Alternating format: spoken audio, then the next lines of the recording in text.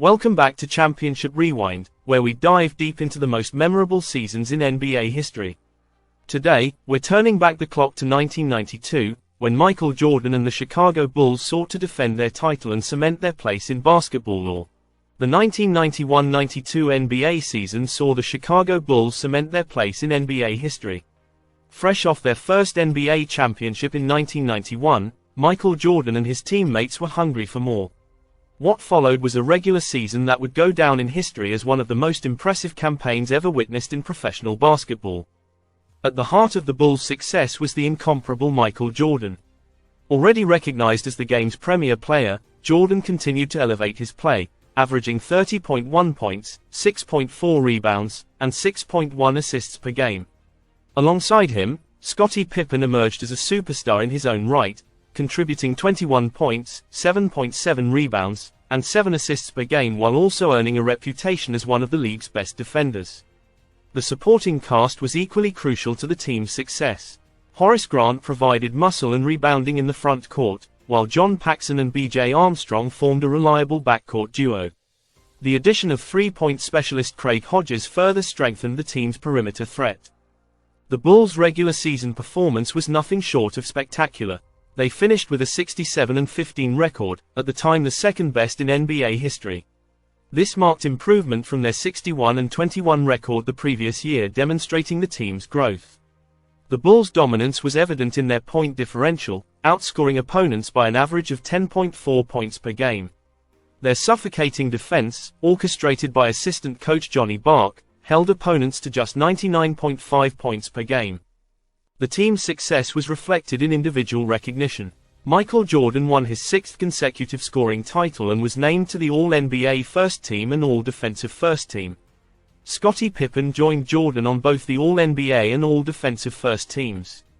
Horace Grant was selected to the All-Defensive Second Team. Phil Jackson was named Coach of the Year for his masterful leadership.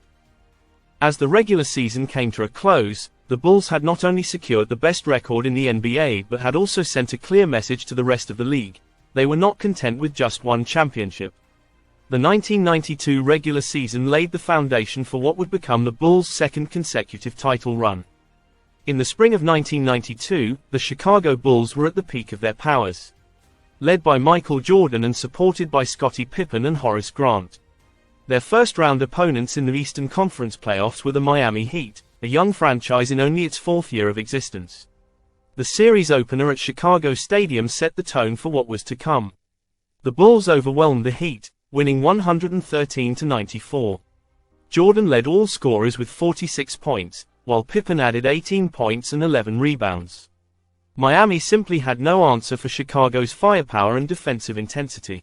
Game 2 followed a similar script, with the Bulls cruising to a 120-90 victory. Jordan again led the way with 33 points, while Pippen contributed 30 points and 13 rebounds. The Heat's inexperience and the Bulls' championship pedigree were on full display. The series shifted to Miami for Game 3, but the change of scenery did little to alter the outcome.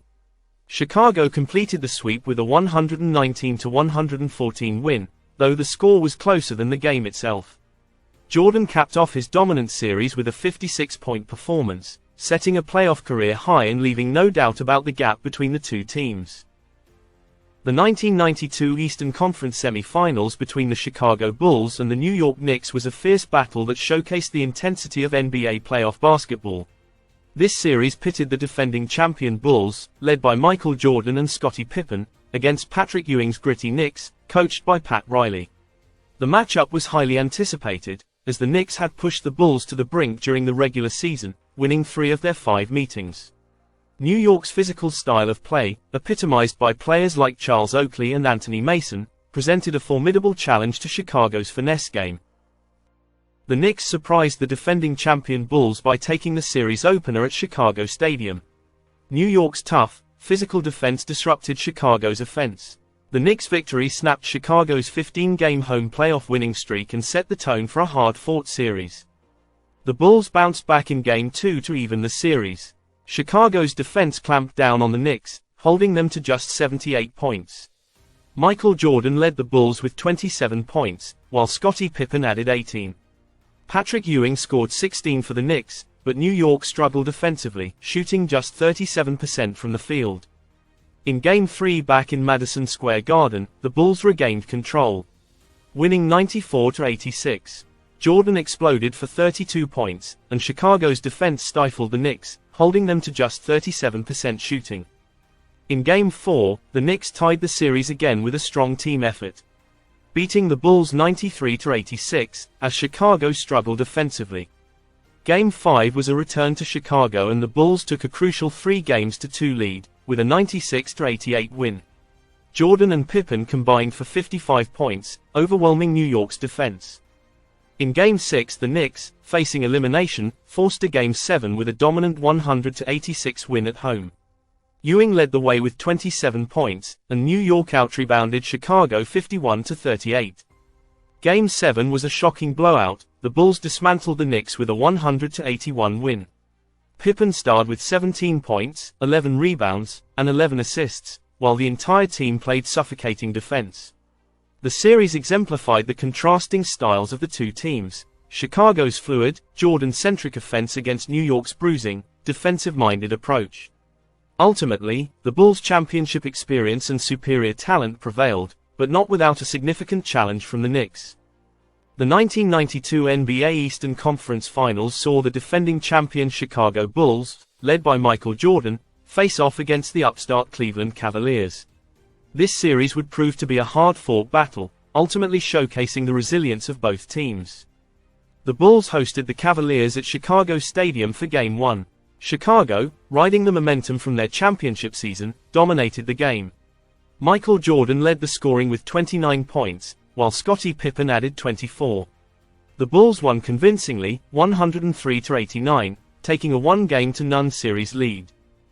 The Cavaliers won Game 2 with a score of 107-81, tying the series. This was a surprising and dominant performance by Cleveland, especially considering it came on the Bulls' home court. The 26-point margin was unexpected given Chicago's home court advantage and their status as defending champions. The series moved to Richfield Coliseum for Game 3. The Cavaliers played with renewed energy, but Jordan's 36 points helped the Bulls narrowly win 105-96. In Game 4 the Cavaliers broke through. Led by a strong team effort and taking advantage of home court, Cleveland won 99-85. Despite a valiant effort from the Cavaliers, Chicago's overall team strength proved too much. The Bulls won Game 6, 112-89. With the Bulls leading the series 3-2, this was a must-win game for the Cavaliers to force a Game 7. Michael Jordan, as he often did in crucial moments, took control of the game for the Bulls. He scored 29 points, with several clutch baskets in the fourth quarter. Despite a strong effort from the Cavaliers, the Bulls' experience and Jordan's clutch performance proved too much. Chicago pulled away in the final minutes to win the game 99-94. The 1992 NBA Finals was a thrilling showdown between the defending champion Chicago Bulls, led by Michael Jordan, and the Portland Trail Blazers, featuring Clyde Drexler. This series was a battle between two of the league's best teams and culminated in the Bulls' second consecutive championship.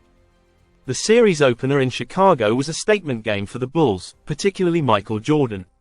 In what became known as the Shrug Game, Jordan set an NBA Finals record with 6 first-half three-pointers. He finished with 39 points, leading the Bulls to a dominant 122-89 victory. Jordan's iconic shrug after his 6th three-pointer became one of the most memorable moments in NBA Finals history.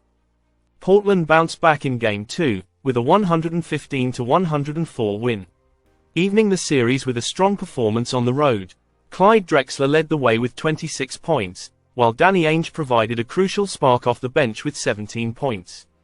The Blazers' balanced attack and improved defense stifled the Bulls. Back on their home court, the Blazers struggled to find their rhythm. Michael Jordan and Scottie Pippen combined for 52 points, while the Bulls' defense held Portland to just 84 points. Chicago's ability to win on the road put them back in control of the series with a 94-84 win. Portland evened the series once again in a closely contested Game 4. Jerome Kersey stepped up with 21 points and 11 rebounds, while Drexler added 21 points of his own. The Blazers' bench outscored Chicago's 32-9, proving to be the difference in the game. In a pivotal Game 5, the Bulls regained control of the series, winning 199-106. Jordan scored 46 points, and Pippen contributed 24 in a high-scoring affair. Despite a 30-point performance from Drexler, Portland couldn't contain Chicago's dynamic duo. The series-clinching game in Chicago was a nail-biter. Portland led by 15 points in the fourth quarter, but the Bulls mounted a furious comeback. Led by Jordan's 33 points and Pippen's 26, Chicago outscored Portland 33-14 in the final period to secure their second straight NBA championship.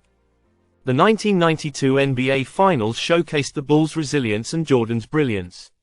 It also highlighted the Trail Blazers' competitiveness, as they pushed the defending champions to 6 hard-fought games.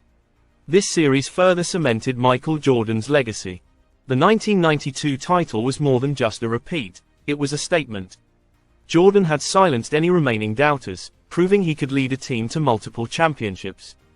His playoff averages of 34.5 points, 6.2 rebounds, and 5.8 assists per game were a testament to his greatness.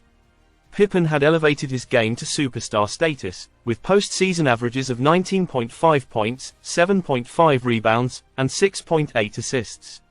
And the Bulls as a whole showed they could overcome adversity, battle through a grueling Eastern Conference, and still have enough left in the tank to vanquish a worthy opponent in the finals.